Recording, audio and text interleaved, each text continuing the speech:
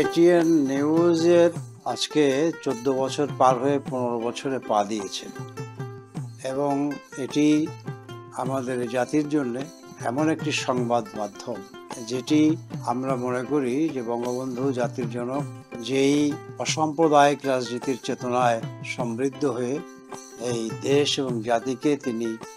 স্বাধীন করেছিলেন, সেই চেতনা বোধের আলোকেই এই এটিএন নিউজ তারা ভূমিকা রেখেছে এবং আমি আশা করি আজকে তারা 15 বছরে পা দেওয়ার এই মাহেন্দ্রক্ষণে তারাও একটা অসাম্প্রদায়িক বাংলাদেশ গঠনের জন্য এবং স্মার্ট বাংলাদেশ গড়বার লক্ষ্যে বঙ্গবন্ধু কন্যা শেখ হাসিনা যে নিরন্তর নিরলসভাবে পরিশ্রম করে যাচ্ছেন এবং তার এই পথ চলার পাশে এটিএন নিউজ থাকবে। আমি উত্তরোত্তর সাফল্য কামনা করি এবং সমৃদ্ধি কামনা করি তাদের এই জন্মদিন।